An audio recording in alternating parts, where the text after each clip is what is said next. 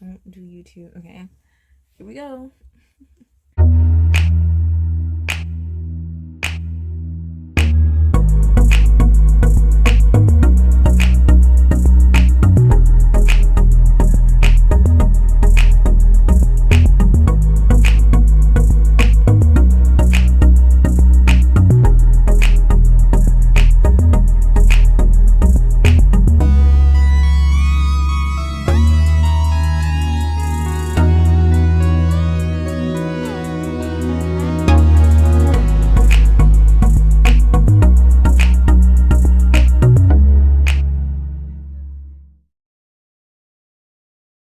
Hey y'all, I got my little chunky twists in, my little protective styling going on. And so I'm actually really excited to make this. I really want to look over here, but the camera's right there. But so let me just like turn my body this way. I really am excited to make this video. I meant to make it a few months ago, or like almost a year ago actually, but my skin honestly just wasn't where it was before, but now it is, and I think it's because I've been using different products than I was before. So let's go ahead and get into the video, but first I want to actually show you guys a close-up of how my skin is looking. As you can see, this is the right side of my face, and it actually looks pretty clear other than a few like hyper pigmented spots. And I have no makeup on too. I would hate like looking at YouTube videos and realize they were wearing makeup during the video. So it looks pretty clear other than some hyper pigmented spots and like semi-red spots, and then like a couple of breakout pieces or pimples up there. And then here's my forehead. So I had a little bit of a breakout during my monthly gift, which is fine. I'm always expecting to get acne around that time. But then of course over here I had a really kind of big breakout. This actually went down within the past week, but this actually started to come up, and that's why I kind of waited to do this video, because I kind of wanted like this to be like more clear. But it's fine. Like there is a little breakout like up here too, but it's going down. It's a lot better than it was before. So anyway, we can go ahead and get into it. I want to break this down pretty much into what products I use in the morning, in the night, how I use them, and then kind of like some habits that I changed, I guess I could say, during this whole little skin journey process. So let's go ahead and start with the products that I use. So in the morning, I use a gentle cleanser. I think a lot of people might know what this is. It's called Cetaphil. And a lot of people, I feel like if you like are somewhere within the skincare realm, like you know what this product is or you've seen it before. And it's a gentle skin cleanser. I believe it's dermatologist recommended for a lot of people. And it's used for a lot of people who have like sensitive skin like me. And to be quite honest, before I used this, I actually saw the dollar store version of this and I bought it. And it's pretty much the same exact ingredients. Like if I can show like somehow a side-by-side comparison of the ingredients in this and the ingredients in the dollar store version,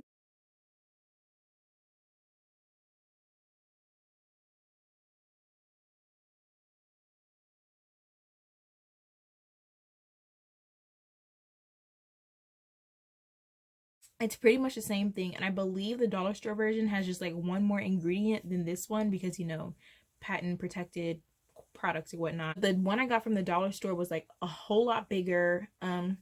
So this one is actually kind of tiny. It came in a pack of 3. I bought it from Amazon, and I think this is 4 fluid ounces. So it's 3 of them that came as 4 fluid ounces. So that's 12 ounces. But the dollar store version one that I bought for $1 was 16 fluid ounces. And I think I paid in the double digits for this. I'm pretty sure I paid like $15, $14 for this maybe. But I got the dollar store version of it with the exact same ingredients for $1, and I got like 2 more ounces worth. Do not sleep on brand name stuff. I'm just saying. Anyway, in the morning when I use this, I splash my face with water, of course. Then I, use this, rub it in a circular motion, all that great stuff. And when I'm done, I wash my face again first. And then I pat my face dry with a face towel. And after that, I use this. So I use this aloe vera gel.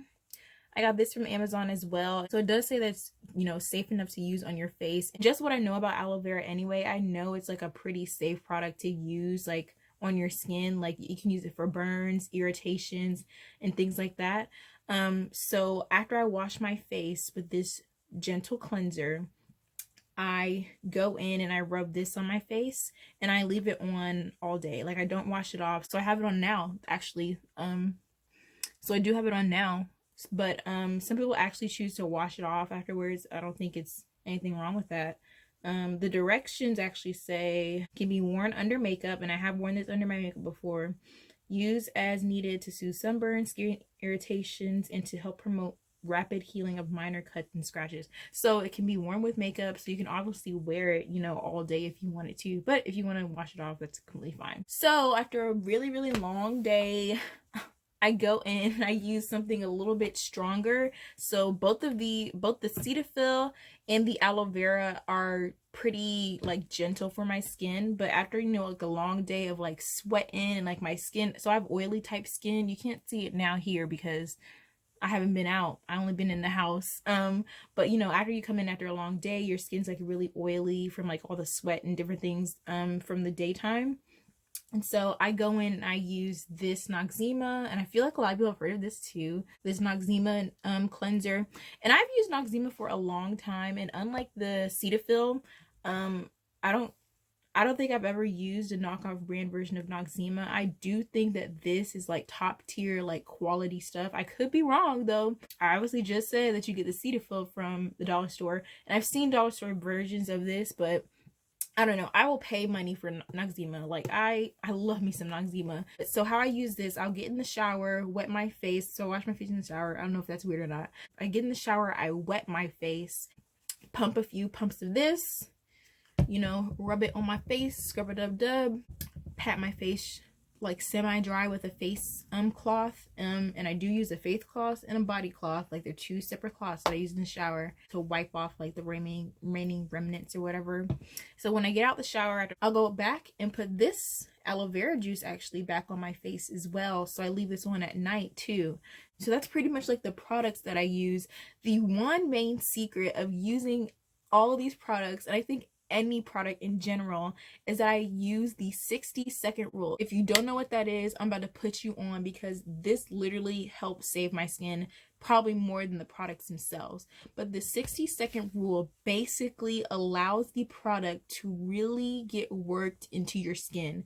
And the 60-second rule is exactly how it sounds. Whatever product that you have, when you put on your hand and you start rubbing it on your face, make sure you do it for at least 60 seconds to really get the product to work in your skin. Not while you're doing it like I'm actually washing my face, but make sure you actually use or work the product in for 60 seconds for it to actually do what it needs to do, for the ingredients to activate. And I promise, if nothing else, if you don't get nothing else from this video, if you don't buy my products, whatever products that you are using, make sure you use the 60-second rule to really get the product to work into your skin. And I promise that is what the overall secret of my skin journey was. Using the 60-second rule helped me out so freaking much. And so that's pretty much what I do as far as like the products that I use. But there were a couple of other things that I did that I believe helped me out some. And so I'm looking at a piece of paper, by the way, which is why I kept looking down. So the habits that I like changed, I guess, was one was my diet. More recently, I've been staying away from sugar, dairy, and soy. Of course, with like something like sugar, you can't really stay away from it. Like you can consume less of it, but it's not something that you can like stay away from completely. So, you know, of course, if I choose between like eating like a cupcake or something like that, if I know that I really just need my skin to clear up for the week, I will stay away from that. Dairy also is something that is kind of, I wouldn't say it's that hard to avoid. Like I don't drink dairy milk anymore. I have to consume less cheese, so I don't like eat a lot of pizza anymore. What else has dairy in it? I don't know. But just like high concentrations of it, I think is what I mostly stay away from. It's just like with high concentrations of sugar, because you can't really avoid it like too much. And then the third thing I already mentioned, I have a soy allergy, and I developed it later on in life. So if anything, I have to stay away from, of course, soy milk, soy sauce. A lot of pre-packaged foods are made with soy. A lot of vegan and vegetarian options are made with soy. That has changed recently, and a lot of people have told me about that.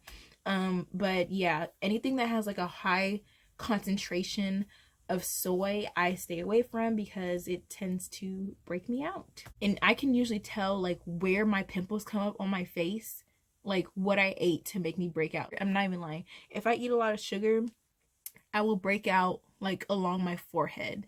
And that's how I know, okay, I need to calm it down with the sugar. If I eat a lot of dairy, I'll get pimples like around here.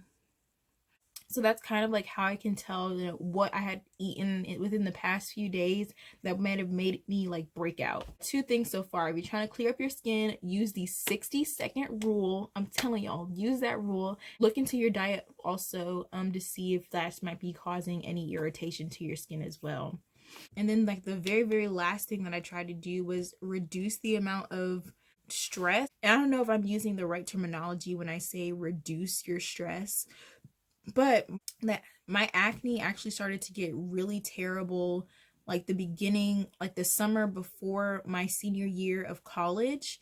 And my senior year of college, by far, I'm not a dramatic person. Well, maybe I am, but I'm really not trying to be dramatic when I say my senior year was literally the most stressful year of my life. Not even of my academic life, literally the most stressful year of my life.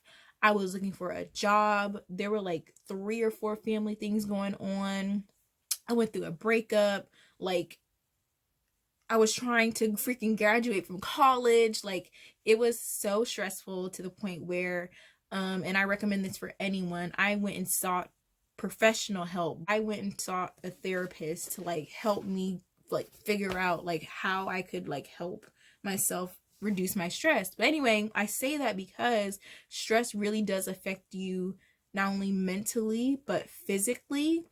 And like the stress that I was feeling, like I could feel, like just going back on how I can feel, like I can feel my body tensing up a little bit, because that's literally how I felt like that whole year. I was like stress eating, I was like barely sleeping, so it would all like come back to me, you know, not only mentally but then also like on my outside appearance. And I was getting a lot of, I feel like a lot of the acne also was related to the stress that I was experiencing. And so nowadays, I think ever since those therapy sessions, like I have a better handle of what to do when I do feel stressed out. Definitely if you can, I know everybody cannot afford therapy. I actually went to those sessions through my school. I think we got like 5 free therapy sessions like a semester with our health department. I can't remember it right now. So I took advantage of that. I know YouTube has been helping me a lot with stuff. Maybe look at some videos on YouTube of therapists sharing information on what you can do to reduce your stress. There are a bunch of articles on things to help you relieve stress. Advice that I have for everybody is to just keep going, be patient. Within this entire process, I never visited a dermatologist. If you do actually have to end up going to a dermatologist, no shame in your game. I just chose not to because I just didn't want to. And it's not because I was actively avoiding doing it. Like, I really was heavily considering it for quite some time. But it's just because I kept doing things. Then something would happen. My skin would like clear up some, and it would be almost like, it would almost be just like this, but then like it would like flare up again. So I was like, I think this has something to do with the things that I'm doing. So I really took a good amount of time to try and figure out like my habits and different things like that, to figure out how to clear it up on my own so that I wouldn't have to go to a dermatologist. That's pretty much it for this video. Other than the complete obvious, please wash your hands. You can control what you can control. That means you can stay in the house. If you get out the house, please wear something to cover your face. The CDC is actually, as of today at least, advising people to do that. It could change by the time I post this video, so make sure you also read the news because you can control that too. But that's pretty much it.